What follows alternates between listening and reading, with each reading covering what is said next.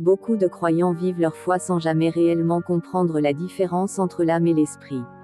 Pourtant, c'est un sujet fondamental dans la Bible, car si nous ne faisons pas cette distinction, nous risquons de confondre nos émotions avec la voix de Dieu, ou nos raisonnements avec la direction du Saint-Esprit. La parole nous avertit dans Hébreux 4 verset 12, « Car la parole de Dieu est vivante et efficace, plus tranchante qu'une épée quelconque à deux tranchants, pénétrante jusqu'à partager âme et esprit, jointure et moelle, elle juge les sentiments et les pensées du cœur. » Ce verset est extrêmement puissant. Il nous révèle que l'âme et l'esprit ne sont pas la même chose. La parole de Dieu est capable de les séparer, de nous montrer où se termine l'âme et où commence l'esprit. Si Dieu a jugé nécessaire d'opérer cette distinction, c'est parce qu'elle est vitale pour notre vie chrétienne. 1. La composition de l'être humain selon la Bible. La Bible présente l'homme comme un être trichotomique, esprit, âme et corps. Paul écrit dans 1 Thessaloniciens 5. Que le Dieu de paix vous sanctifie lui-même tout entier, et que tout votre être, l'esprit, l'âme et le corps, soit conservé irrépréhensible, lors de l'avènement de notre Seigneur Jésus-Christ. Voilà le plan divin. Dieu ne nous voit pas simplement comme un corps animé ou comme une conscience vague. Il distingue clairement trois réalités qui interagissent en nous. Le corps, c'est notre partie physique, ce qui nous permet d'être en contact avec le monde matériel. C'est par lui que nous voyons, entendons, touchons, goûtons et sentons. L'âme, c'est le siège de nos pensées, de nos émotions et de notre volonté.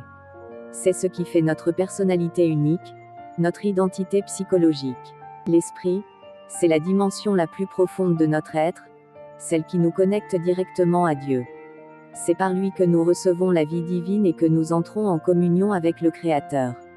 Ne pas comprendre cette distinction, c'est risquer de vivre toute notre vie chrétienne au niveau de l'âme, sans jamais expérimenter la vraie profondeur de l'esprit.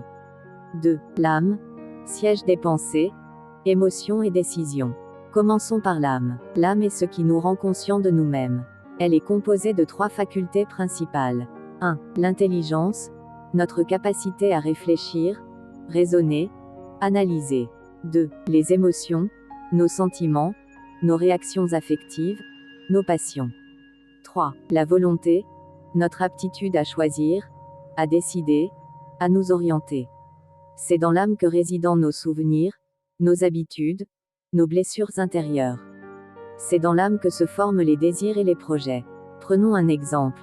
Imagine que tu sois face à une opportunité de travail. Ton intelligence va analyser les avantages et les inconvénients. Tes émotions vont réagir.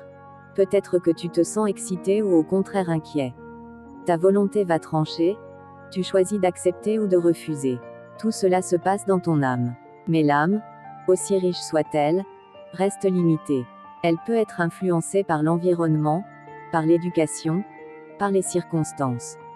Elle est instable, changeante. Aujourd'hui, tu peux ressentir une grande joie, demain une profonde tristesse. L'âme est comme la météo, elle change selon les vents.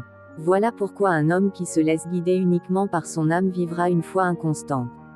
Tantôt exalté, tantôt abattu, tantôt convaincu que Dieu l'aime, tantôt rempli de doutes. 3. L'esprit, la dimension divine en nous. À l'opposé, l'esprit est cette partie de nous qui vient directement de Dieu. Dans Genèse 2 verset 7, il est écrit: L'Éternel Dieu forma l'homme de la poussière de la terre, il souffla dans ses narines un souffle de vie, et l'homme devint un être vivant. Ce souffle de vie, c'est l'esprit. C'est ce qui nous rend capables de communier avec Dieu, qui est esprit. L'esprit, lui, n'est pas le siège des émotions changeantes, mais de la relation divine.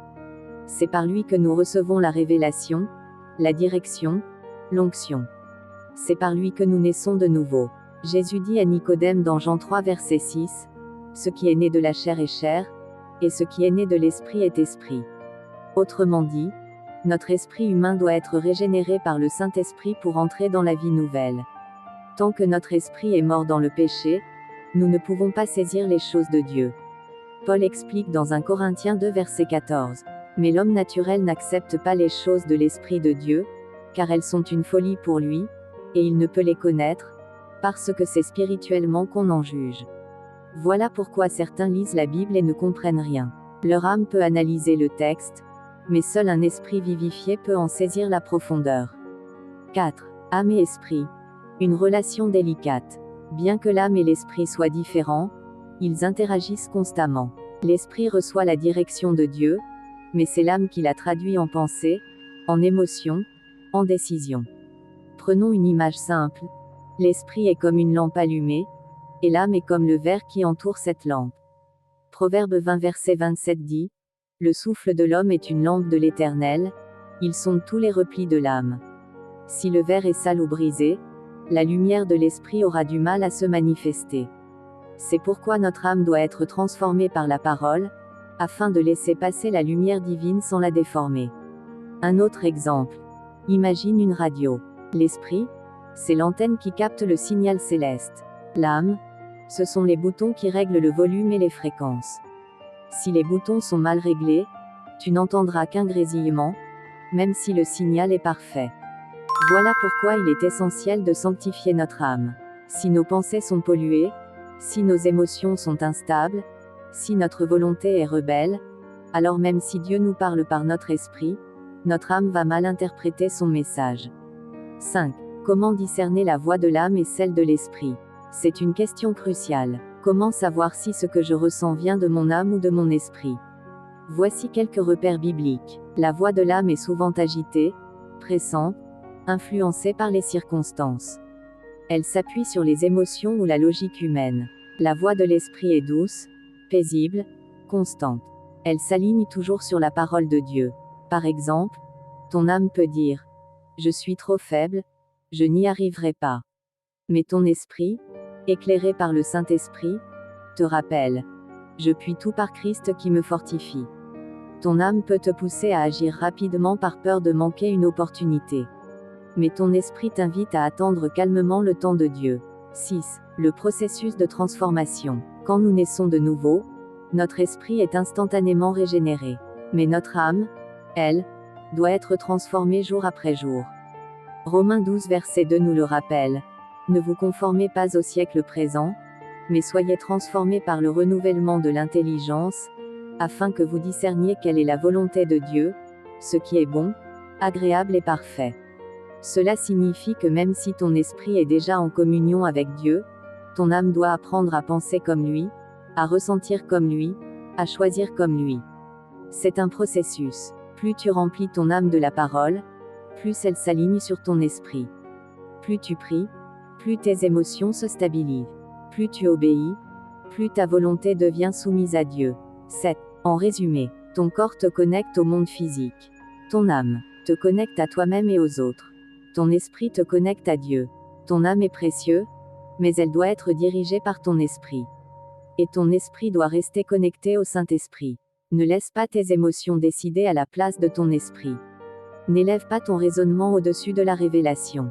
Mais apprends à laisser ton esprit, éclairé par la parole et guidé par le Saint-Esprit, diriger toute ta vie. C'est seulement ainsi que tu pourras marcher dans une véritable maturité spirituelle et expérimenter la paix qui surpasse toute intelligence.